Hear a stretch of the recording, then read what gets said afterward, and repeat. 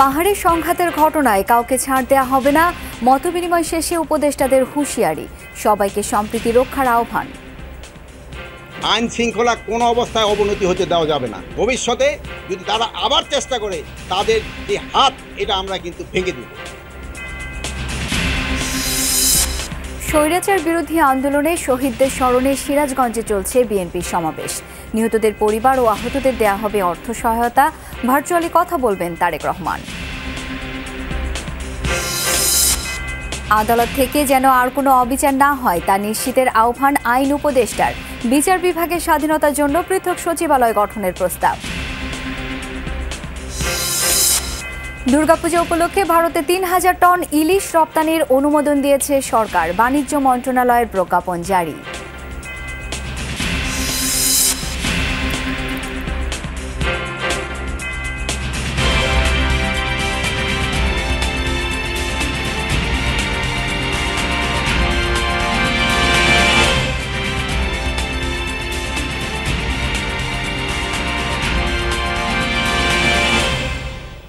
আমন্ত্রণ যমুনা নিউজে আপনাদের সাথে আছি আমি শাওন দত্ত। এতক্ষণ শিরোনাম দেখছিলেন। পাহাড়ের সংঘাতের ঘটনায় জড়িত কাউকে ছাড় দেয়া হবে না, এমন হুঁশিয়ারি দিয়েছেন স্বরাষ্ট্র উপদেষ্টা অবসরপ্রাপ্ত লেফটেন্যান্ট জেনারেল জাহাঙ্গীর আলম চৌধুরী। দুপুরে রাঙামাটিতে রাজনৈতিক দল ও বিশিষ্টজনদের সাথে মতবিনিময় শেষে স্বরাষ্ট্র উপদেষ্টা বলেন, পাহাড়ে অনাকাঙ্ক্ষিত ঘটনায় তদন্ত কমিটি গঠন করা হবে। পার্বত্য অঞ্চলে সম্প্রীতি রক্ষায় সবাইকে একযোগে কাজ করতে হবে বলে জানান স্থানীয় সরকার উপদেষ্টা এএম হাসান আরিফ। পরে খাগড়াছড়িতে মতবিনিময়ের উদ্দেশ্যে যাত্রা করেন উপদেষ্টারা। তাদের সাথে আছেন পার্বত্য চট্টগ্রাম বিষয়ক উপদেষ্টা সুপ্রদীপ চাকমা, প্রতিরক্ষা ও জাতীয় সংহতি উন্নয়ন বিষয়ক প্রধান উপদেষ্টার বিশেষ সহকারী অবসরপ্রাপ্ত লেফটেন্যান্ট জেনারেল আব্দুল হাফিজ। এর আগে সকালে প্রতিনিধি দলটি হেলিকপ্টারে রাঙামাটি পৌঁছায়। উচ্চ ক্ষমতা সম্পন্ন একটা তদন্ত কমিটি গঠন করব এবং এটা আমাদের সহকর্মীদের সাথে আলাপ করার পর। দ্বিতীয় প্রশ্ন হলো, আইন শৃঙ্খলা কোনো অবস্থায় অবনতি হতে দেওয়া যাবে না। ভবিষ্যতে যদি তারা আবার চেষ্টা করে, তাদের যে হাত এটা আমরা কিন্তু ভেঙে দেব। আমরা সকলে সম্প্রীতি চাই, কিন্তু কেন জানি না কোথাও একটা ছন্দপতন হচ্ছে এবং ছন্দপতনের ব্যাপারে প্রত্যেকের মুখে একটি শব্দ উচ্চারিত হয়েছে, ষড়যন্ত্র। যে বাইরের থেকে একটা যেন ষড়যন্ত্র করা হচ্ছে। খাগড়াছড়ি ও রাঙামাটিতে সাম্প্রদায়িক হামলা দৃষ্টান্তমূলক বিচার নিশ্চিতের দাবি জানিয়েছে বিক্ষুব্ধ যুগ্ম ছাত্র জনতা। সকালে ঢাকা বিশ্ববিদ্যালয়ে জরুরি সংবাদ সম্মেলনে ৩ পার্বত্য জেলার যুগ্ম জনগণের জানমালের নিরাপত্তা নিশ্চিত করা সহ ৭ দফা দাবি তুলে ধরেন তারা। সংঘাতের পূর্ব আশঙ্কার কথা জেনেও কেন ব্যবস্থা গ্রহণ করা হয়নি সেই বিষয়ে ক্ষোভ জানান বক্তারা। অভিযোগ করেন, একটি গোষ্ঠী পরিকল্পিতভাবে পার্বত্য অঞ্চলকে অস্থিতিশীল করার চেষ্টা চালিয়ে যাচ্ছে। সবশেষ দীঘিনালার ঘটনায় প্রশাসন দ্রুত ব্যবস্থা নিলে পরিস্থিতি খারাপ হতো না বলেও জানান তারা।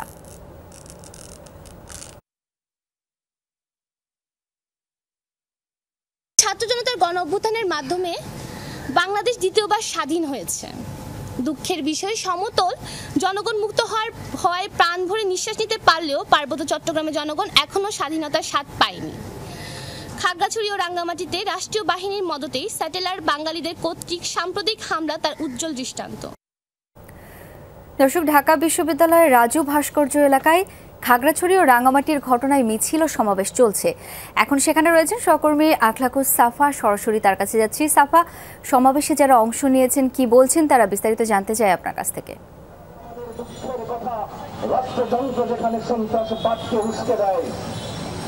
শাওন, এখানে মূলত সমতলে আদিবাসী ছাত্র ও যুব সাধারণ জনগণ তাদের ব্যানারেই কিন্তু এই আয়োজনটা হয়েছে, যেখানে অবস্থান কর্মসূচি, সমাবেশ এবং সমাবেশের পর বিক্ষোভ মিছিল হওয়ার কথা। এরই মধ্যে সমাবেশটা শুরু হয়েছে এবং সমাবেশের শুরুতেই আমরা যেটি দেখতে পেলাম সেটি হচ্ছে খাগড়াছড়ি এবং রাঙামাটির ঘটনায় তীব্র প্রতিবাদ এবং নিন্দার কথা জানানো হয়েছে, বিক্ষোভের কথা বলা হচ্ছে এবং একই সঙ্গে ৬ দফা দাবি উপস্থাপন করেছে সমতলের আদিবাসী ছাত্র, যুব ও সাধারণ জনগণ।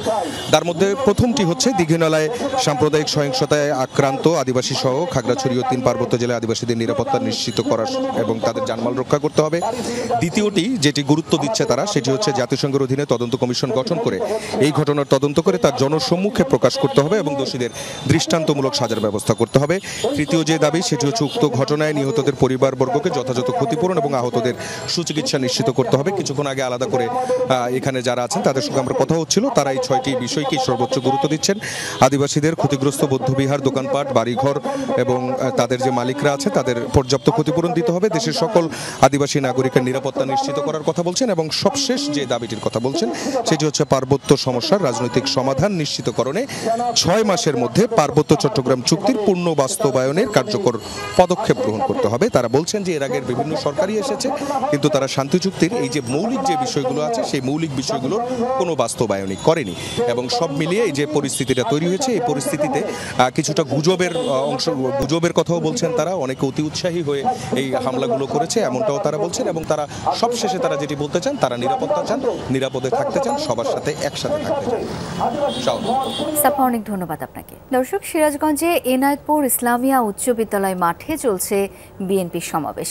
সেখানে রয়েছেন সহকর্মী শরীফুল ইসলাম খান। সরাসরি তার কাছে যাব এখন। শরীফ, সমাবেশে কেন্দ্রীয় নেতাদের কে কে উপস্থিত রয়েছেন? তারেক রহমান কখন বক্তব্য রাখবেন, বিস্তারিত জানাবেন।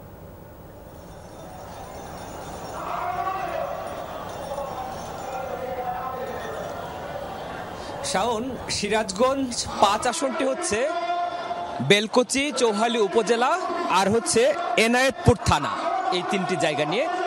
এই সিরাজগঞ্জ 5 আসনে যারা এই আন্দোলনে হতাহত হয়েছে, শুধুমাত্র বৈষম্য বিরোধী ছাত্র আন্দোলনে না, যারা গণতান্ত্রিক আন্দোলনে হতাহত হয়েছে এমন সংখ্যা তারা নির্ধারণ করেছে 7 জন।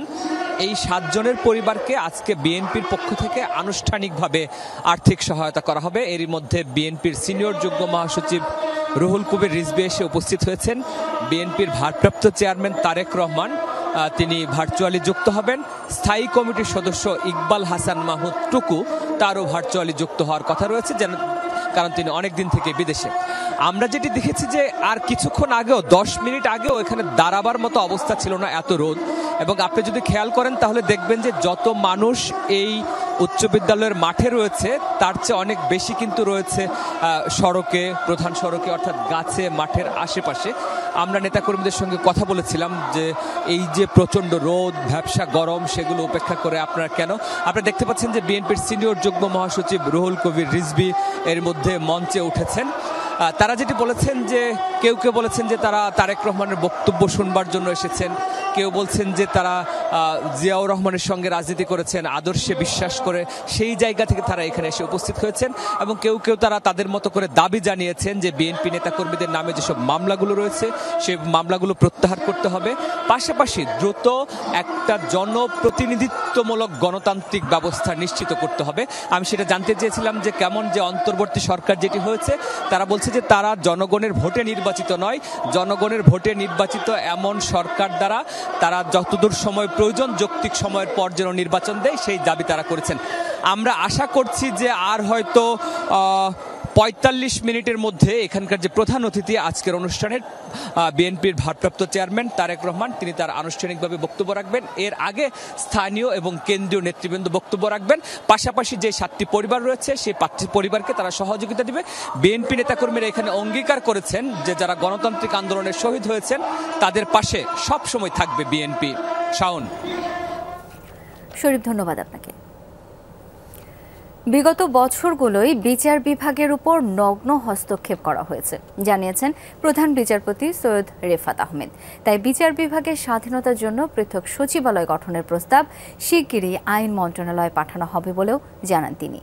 এছাড়া সুপ্রিম কোর্টে বিচারক নিয়োগের নীতিমালা করার কথাও জানান প্রধান বিচারপতি।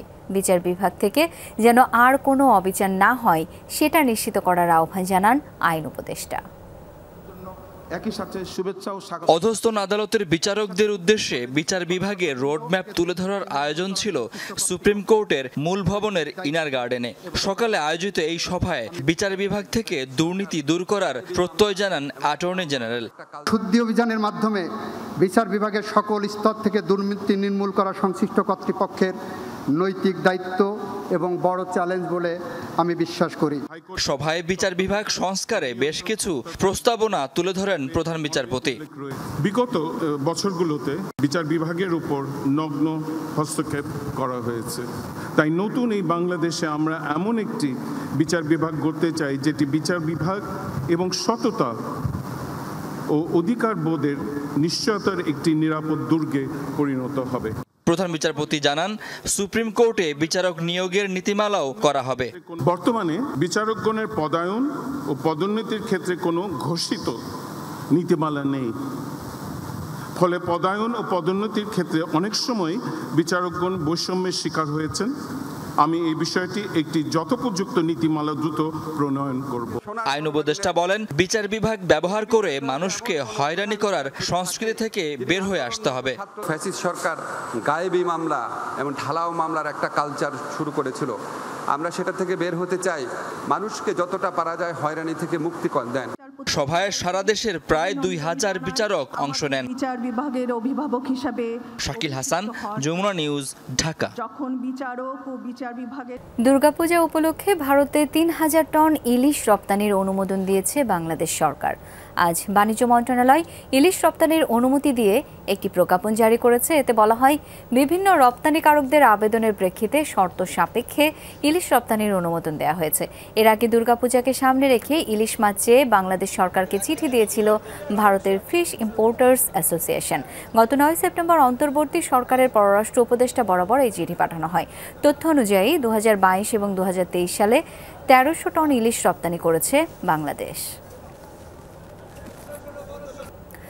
দর্শক, সংবাদের শুরুতে যেমনটি জানাচ্ছিলাম, রাঙামাটি পরিদর্শন শেষে এখন স্বরাষ্ট্র উপদেষ্টার নেতৃত্বে একটি উচ্চ পর্যায়ের প্রতিনিধি দল অবস্থান করছেন খাগড়াছড়িতে।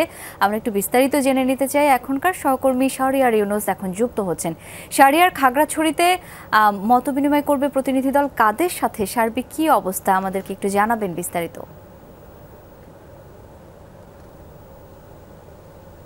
শাওন, পার্বত্য চট্টগ্রাম বিষয়ক উপদেষ্টা সুপ্রদীপ চাকমা সহ উচ্চ পর্যায়ের যে প্রতিনিধি দল রাঙামাটি সফর করেছেন, সে সফর শেষ করে ওনারা এখন খাগড়াছড়িতে জেলা প্রশাসন কার্যালয়ে স্থানীয় রাজনৈতিক নেতৃবৃন্দ এবং সুশীল সমাজ সহ প্রশাসনের বিভিন্ন স্তরের লোকজনের সাথে তারা মত বিনিময় সভা করছেন। এখন পর্যন্ত সেটি চলছে। সেখানে আমরা একটু আগেও জানতে পেরেছিলাম উপদেষ্টারা এখন থেকে 15 মিনিট আগেই জেলা প্রশাসন কার্যালয়ে প্রবেশ করছেন। সুশীল সমাজ, সামাজিক প্রতিনিধি এবং স্থানীয় গণমান্য ব্যক্তিবর্গ সহ বিভিন্ন সংগঠনের প্রতিনিধির সাথে তারা আলোচনা করবেন এবং মত বিনিময় করবেন। সেখানে তারা বিভিন্ন এই যে অনাকাঙ্ক্ষিত ঘটনা ঘটেছে খাগড়াছড়িতে সে বিষয়ে তারা শুনবেন এবং কথা বলবেন, সেটা আমরা জানতে পেরেছি। আর আমি আপনাকে এখন যে স্পটটি দেখানোর চেষ্টা করছি হচ্ছে দীঘিনালার যে বাজারটিতে আগুনে পোড়ানো হয়েছিল, আগুনে পুড়েছে, সেই বাজারটি আপনাদেরকে দেখানোর চেষ্টা করছি। এখানে প্রায় শতাধিকের উপরে দোকান পুড়েছে বৃহস্পতিবার সন্ধ্যার পর পর্যন্ত, এবং এখন পর্যন্ত সেখানে আমরা এসে দেখতে পাচ্ছি যে ক্ষতিগ্রস্তরা এখানে আসছেন, তাদের মধ্যে এক ধরনের কষ্ট, চাপা আতঙ্ক রয়েছে। দোকান পুড়েছে, ব্যবসা প্রতিষ্ঠান পুড়েছে, তারা আর্থিকভাবে ক্ষতিগ্রস্ত হয়েছে। তবে এই বাজারতে শতাধিক যে ব্যবসা প্রতিষ্ঠান রয়েছে, এটি পাহাড়ি বাঙালির মধ্যেই সমান বলা চলে। এক হিসেবে এটি অনেকটা পুরাতন বাজার হিসেবে তারা আমাদের বলছেন। তবে এই বাজারে যে অগ্নিকাণ্ডের ঘটনাটি ঘটেছে, সেটা কে বা কারা ঘটিয়েছে সে বিষয়ে আসলে স্পষ্টত কিছু বলছে না। তবে আমরা কোথাও কোথাও পাল্টা অভিযোগ শুনতে পাচ্ছি। সবশেষ যদি বলি তাহলে এখানকার মানুষদের এখন যেই কষ্ট, সেটি লাঘবের জন্য তারা প্রশাসনের সহায়তা চাচ্ছেন এবং তাদের পাশে দাঁড়ানোর জন্য সরকার তারা দৃষ্টি আকর্ষণ করছে। একই সাথে তারা যে এরকম পুনরাবৃত্তি না ঘটে সে বিষয়ের জন্য প্রশাসনের একটি জোর হস্তক্ষেপ তারা ক্ষতিগ্রস্ত একটা দাবি জানিয়েছে। শাহরিয়ার, অনেক ধন্যবাদ আপনাকে। জাতিসংঘ অধিবেশন চলাকালে ভারতের প্রধানমন্ত্রী নরেন্দ্র মোদীর সাথে সাক্ষাৎ হচ্ছে না প্রধান উপদেষ্টা ডক্টর মোহাম্মদ ইউনূসের। তবে নেদারল্যান্ডস, পাকিস্তান ও নেপালের সরকার প্রধান, জাতিসংঘ মহাসচিব ও মার্কিন পররাষ্ট্রমন্ত্রীর সাথে সাইড লাইনে বৈঠক করবেন সরকার প্রধান। ব্রিফিংয়ে পররাষ্ট্র উপদেষ্টা জানান, ঢাকা দিল্লি সম্পর্কের যে টানাপোড়েন তা দূর করতে চায় বাংলাদেশ, তবে তা ন্যায্যতা ও সমমর্যাদার ভিত্তিতে হতে হবে। পার্বত্য চট্টগ্রামের চলমান সংকটে অন্য কোনো দেশের ইন্ধনের তথ্য এখনো নেই দাবি করে এটাকে অভ্যন্তরীণ ইস্যু হিসেবেই দেখার কথা বলেন তিনি। অন্তর্বর্তীকালীন সরকারের প্রধান উপদেষ্টা হিসেবে দায়িত্ব নেয়ার পর প্রথম সফর ডক্টর মোহাম্মদ ইউনূসের। 23 সেপ্টেম্বর জাতিসংঘ সাধারণ পরিষদে যোগ দিতে নিউ ইয়র্ক যাচ্ছেন তিনি। নিরাপত্তা ও গণমাধ্যম কর্মী সহ প্রতিনিধি দলে থাকছেন 57 জন। ব্যয় সংকোচন ও অপচয় কমাতেই ছোট টিম বলে জানান পররাষ্ট্র উপদেষ্টা। এমনকি সফর সঙ্গীর তালিকায় নেই খোদ পররাষ্ট্র সচিব ও জাতিসংঘ উইংয়ের মহাপরিচালকও। সাম্প্রতিক বছরগুলোর মতো এবার বাংলাদেশ থেকে শতাধিক সদস্যের প্রতিনিধি দল চার্টার বিমানে নিউ ইয়র্ক সফর করবেন না। 27 সেপ্টেম্বর সাধারণ পরিষদে বক্তৃতা করবেন ডক্টর ইউনূস। সেখানে প্রাধান্য পাবে জুলাই বিপ্লবের প্রেক্ষাপট, রোহিঙ্গা সংকটের টেকসই সমাধান ও বিশ্বব্যাপী শান্তি প্রতিষ্ঠা। এই সফরটার গুরুত্ব প্রধানত এই যে আমাদের এখানে একটি বড় রাজনৈতিক পরিবর্তন হয়েছে, সে সম্বন্ধে যাতে কারো কোনো মনে দ্বিধা সংকোচ না থাকে, আমার বিশ্বাস নাই তেমন। শনিবার পর্যন্ত সাইড লাইনে বেশ কিছু বৈঠক চূড়ান্ত হয়েছে প্রধান উপদেষ্টার। এর বাইরে যুক্তরাষ্ট্র সহ বিভিন্ন দেশের পররাষ্ট্রমন্ত্রীও সাক্ষাৎ করবেন ডক্টর ইউনূসের সাথে। নেদারল্যান্ডসের প্রধানমন্ত্রীর সাথে সাক্ষাৎ হবে, পাকিস্তানের প্রধানমন্ত্রীর সাথে সাক্ষাৎ হবে, নেপালের প্রধানমন্ত্রীর সাথে, ইউরোপিয়ান কমিশনের প্রেসিডেন্ট, যুক্তরাষ্ট্রের পররাষ্ট্রমন্ত্রী, জাতিসংঘ মহাসচিব, মানবাধিকার সম্পর্কিত হাইকমিশনার জাতিসংঘের, বিশ্বব্যাংক গ্রুপের প্রেসিডেন্ট, ইউএসএআইডি প্রশাসক, এদের সাথে চিফ অ্যাডভাইজারের দেখা হওয়াটা কনফার্ম হয়েছে। তবে একই সময়ে নিউ ইয়র্কে অবস্থান না করাই ভারতের প্রধানমন্ত্রীর সাথে সাক্ষাৎ হচ্ছে না প্রধান উপদেষ্টার। এর সাথে সম্পর্কের টানাপোড়েন বা দায়িত্বশীলদের কথাবার্তার সম্পর্ক নেই দাবি করে দেশটির পররাষ্ট্রমন্ত্রীর সাথে নিজের বৈঠকের কথা জানান তৌহিদ হোসেন। প্রতিবেশী যেহেতু পরিবর্তন হয় না, কাজেই কথা কারো পছন্দ হোক বা না হোক, এটা আমার মনে হয় এতটা গুরুত্ব দিয়ে বিবেচনা না করা উচিত। আর এই কারণে দেখা হচ্ছে না বা উনি দেখা করবেন না, আমার তা মনে হয় না। ওনাদের দুজনের উপস্থিতি নিউ ইয়র্কে একসাথে হচ্ছে না, কারণ জনাব মোদি একটু আগে চলে আসছেন আর আমাদের চিফ অ্যাডভাইজার একটু দেরিতে যাচ্ছেন। ভারতের সাথে সম্পর্কের ক্ষেত্রে একটু টানাপোড়েন চলছে, এটা কিন্তু স্বীকার করতে হবে প্রথমেই, কারণ সমস্যার সমাধান করতে হলে তো সমস্যার অস্তিত্ব অস্বীকার করলে চলবে না।